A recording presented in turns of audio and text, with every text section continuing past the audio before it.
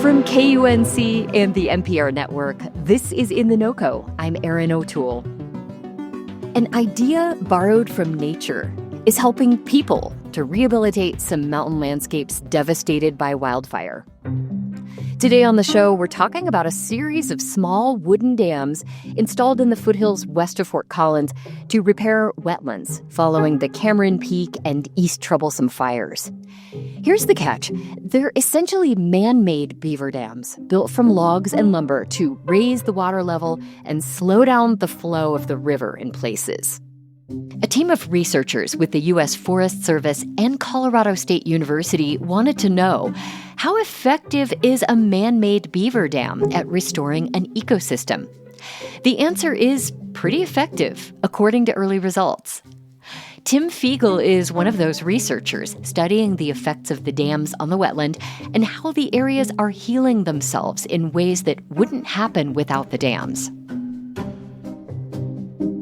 Tim, a big part of your work looks at nutrients that are lost when an ecosystem is scorched by a wildfire.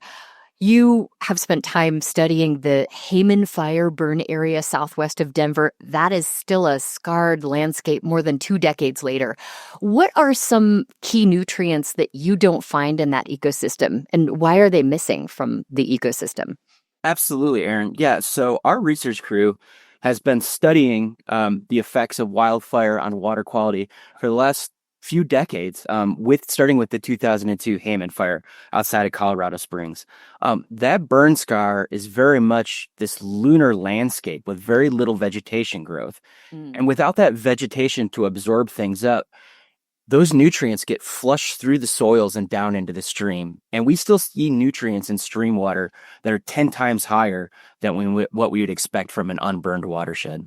Huh. And we're talking about carbon mainly? Carbon and in nitrogen in particular. Okay. And Tim, how damaging is the effect of not having nutrients like carbon and nitrogen in the landscape? And how does that contribute to the slow recovery of those areas? Yeah, carbon and nitrogen and phosphorus, they're critical for the soils, for plant growth, and for microbes in those soils to interact with the plants. And so if there's nothing holding them there to keep them there, they just flush out of the ecosystem. And it really restrains the amount of growth that we can see and prolongs how long it takes these ecosystems to recover. And that brings us to your work with these dams. You didn't build the dams near Fort Collins that you studied. They were built in partnership with a nonprofit called the Coalition for the Poudre River Watershed. These man-made dams effectively slow down water as it flows downhill. What is it about beaver dams and beaver activity in general that makes them worth emulating to restore an ecosystem in burn areas? Yeah, so beavers are little ecosystem engineers. They don't know it, but they are kind of a keystone species for these ecosystems. They're just trying to build themselves a nice little home. And by moving the water around with their beaver dams, they create more willow for them to eat and use as building material. But in doing so, they have all kinds of effects that spread out just from them. And so by building these beaver dams or mimicking these beaver dams, we're essentially spreading the flow of water out into the floodplain, where it can then be absorbed in the floodplain. It can promote plant growth, microbial activity in the soils. Sediment and ash from the surrounding landscape can be trapped behind these features. It can be dispersed out in the floodplain, or it then can be utilized instead of it having been moved downstream. And Tim, just so listeners can picture this, the largest dam is about 50 or 60 feet across.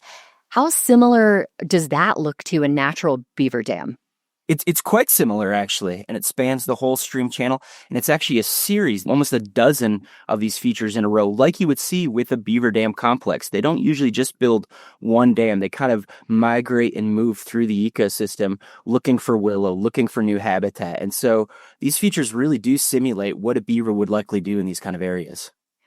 It sounds like that ecosystem engineer title is well-deserved.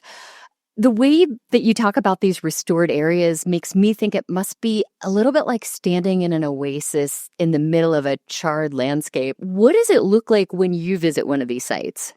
Absolutely. It is very much an oasis. You know, it's this drab, charred landscape that's grays and browns. And in the middle of it, we have this bright green, lush bead, the water is being moved into this kind of braided, threaded stream channel through the wetland. We see ponds being filled up. We see mallard ducks coming into the area. We see frogs moving around. We hear them croaking. It's pretty spectacular. Hmm. What is the natural beaver activity like in the area since the wildfires devastated the lumber supply? Beaver activity is pretty minimal in these burned landscapes. They kind of went into hiding. Unfortunately, probably lost some beaver as well too. Interestingly enough, we're actually seeing at one of our sites that a beaver may come back in to where we've built these features. Do you mean they would kind of move in and adopt the artificial dams? 100%, yeah. So part of the strategy with these may be kind of a if you build it, they will come situation where if we build the artificial dam and we wet up this wetland and we plant willow stakes and those willows are growing up, we're creating a habitat conducive to beavers. And it looks like at one of our sites, one of those beavers may have found this new patch of willow and is taking advantage of the situation. That is so cool. And as far as the results to the ecosystem, what are you seeing in terms of nutrients being restored to this ecosystem? We're just 1 year following installation of these features. These features were built in the fall of 2024. It's going to take years of vegetation and regrowth coming back, the microbial communities coming back into the soils that can process that carbon and nitrogen. But initial results are really promising. So it looks like these features are, in fact, storing carbon and nitrogen. Tim, what will you watch for in the next few years to help you decide whether artificial beaver dams are a good strategy for restoring this landscape? So we're going to keep monitoring how much water comes in, how long it is stored there, how long it takes for that water to be exported out the bottom, as well as what's being stored in the floodplain in these wetlands. Is it coming into the feature and then it's slowly coming out, or is it going out into the floodplain, into the wetland where it's stored? It can be utilized by plants as we see increased willow growth, increased riparian vegetation growing up. And so that's what we're going to be studying over the next few years. Tim, before we go, I have to note that one of the hazards of studying these artificial beaver dams comes from another species in the area. There are lots of moose nearby. Moose can be testy. What has the interaction been like between your research team and the local moose population? Yeah, we've had a temperamental young moose that has decided that this is now his home and that we may not be totally welcome there. Uh-oh. There's been a few standoffs, but luckily we've been able to walk backwards carefully and kind of come back another day and let him do his thing. That's researcher Tim Fegel talking about a project studying how artificial beaver dams appear to be helping wetlands devastated by the East Troublesome and Cameron Peak fires. If you want to see one of the man-made beaver dams, we've got a photo of Tim visiting one. You can see it at kunc.org. Before you go, are you subscribed to the In the NoCo newsletter? Several times a week, the team at KUNC News puts together a convenient rundown of the most interesting stories in Colorado and sends it to your inbox. Head to kunc.org and click on Newsletter at the top of the page.